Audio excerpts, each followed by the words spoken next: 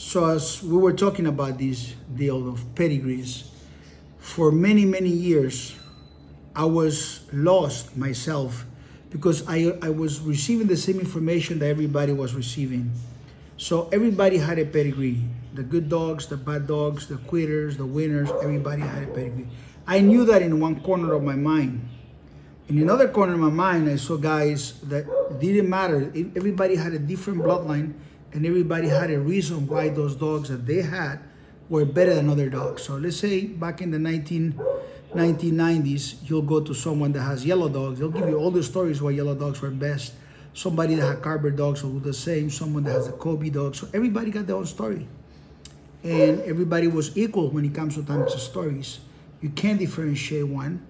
And all the dogs, as long as they're connected to a pedigree, they were actually secure to be real, secure to be pure in the sense of having a dog. But in reality, if you really think about the beginning of the registrations were third-party services. They started as a service where they had an elite dogman, top-of-the-line dogman, and they'll go to the dogman and said, your dog came, because this is how they started, just as a service. Your dogs came from which dog? This dog. I'm going to make a format beautiful that you can print out. You can put it, you don't have to print out. I'm going to write it for you handwritten, and it's going to be on your wall. It's going to show all the dogs. It's going to show everything. The only thing I wanted is put my name on top because of the art that I create or whatever. And the breeder will say, yes, you can do that about my dog. And they'll take that and put it on the wall.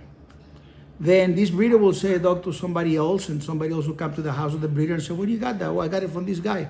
He does them for me. He probably could do one for you too. So they'll start to make one, and they'll make the mama and the papa, and they make the pedigree. And so there were people that provide you a printable, I want to take the word away, printable, a format frame that look like the pedigree of your dog, that you can look, it's beautiful, and you can appreciate it. Today it's printable, today whatever. So, but they were not something that'll make them legit, because everybody at the part of the world, the part of history, was whatever it was available. It was the only thing that was available.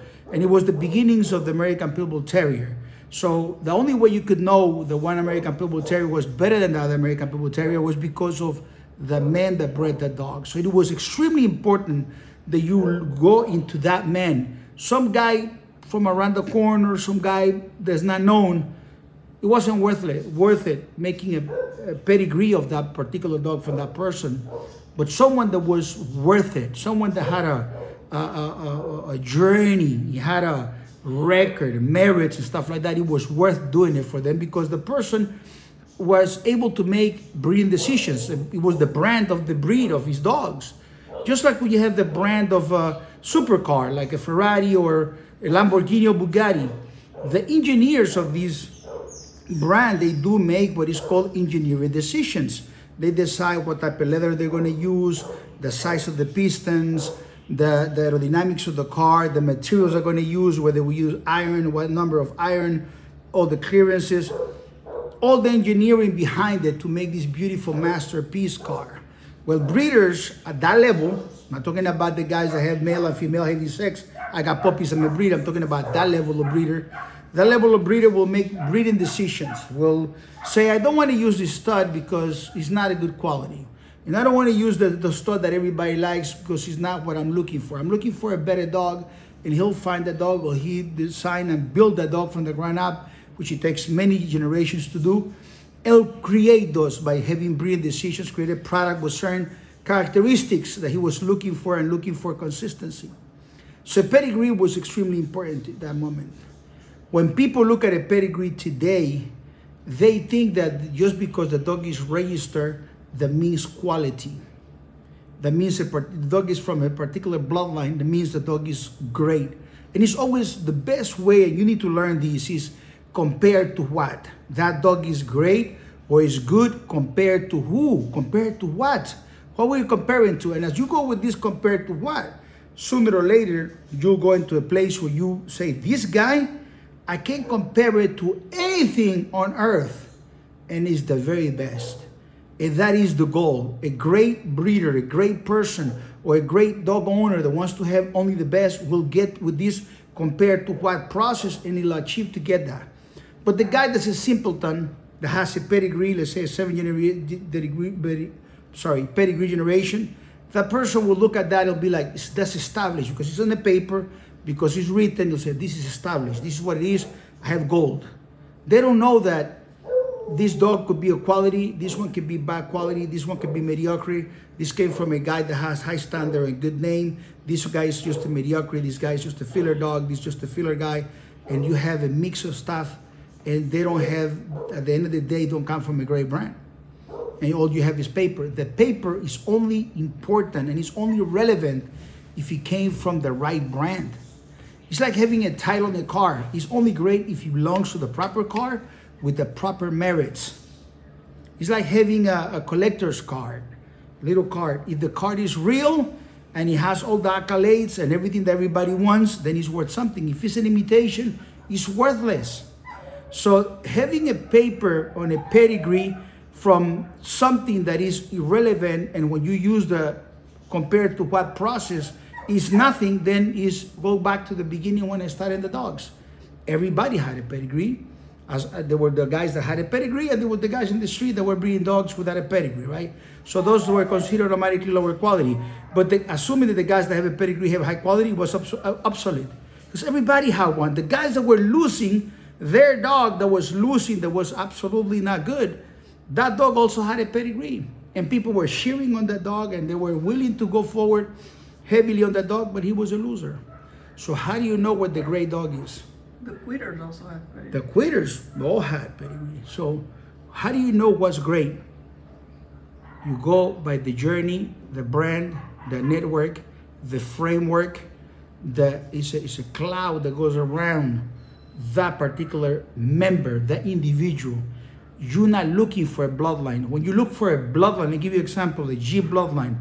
100,000 men have dogs that have 10%, 25%, 30% of Jeep mixed with other ideas, with other stuff, and they call that a Jeep dog.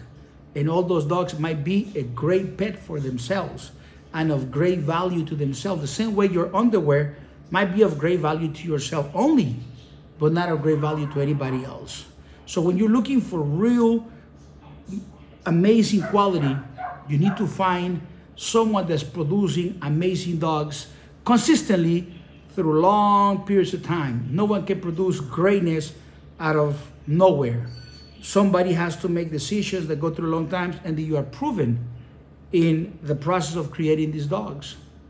And so you're looking for a man that has a strong, powerful journey, that has buckets or truckloads of great dogs. And when you're looking at this particular person, whoever it might be, you're looking at this guy and say, I'm going to compare this guy to whoever. And if this guy is really the best, this is the guy that I'm going to go with. Because you know, women can lie to you, children can lie to you, governments can lie to you, pedigrees can lie to you, but merits can't lie. The merits, someone has one merit, then maybe, but we have so many merits, so many great dogs. And you look at the dogs, and you know dogs, and when you look at the dogs look the part. Let me give you a perfect example. You look at a picture of Shaka the Great, and if you really know about dogs, you say, wow. You take it, let me see another picture of the same dog. Wow. You can picture the backman. Wow. You can picture the back of Mayday. Wow. You look at a picture of Awesome Buck. Wow. You look at a picture of Mechanic Buck. Wow. Atos. Wow. So you look at all these. Who are these dogs? Where? They are in a single truckload of greats. It's a family of dogs. It's perfection. Copperhead, Copper Day, Carmela Soprano. All these amazing dogs. This is how it works when you're looking for greatness. This is how it works when you're looking for something. It takes a lot of passion, a lot of pain to create this. And it's not found in every corner. It's found in special places. And most people that don't qualify to be great owners are denied. My name is Chico Lopez. You can always learn from us for free. Pitbull University, ChicoLopez.com, pitbulluniversity.com. Have a wonderful day. And I hope that you had the magical word that is the name, that they use this word as a name for the rover that went to Mars. It's called curiosity. A man without curiosity is a poor man.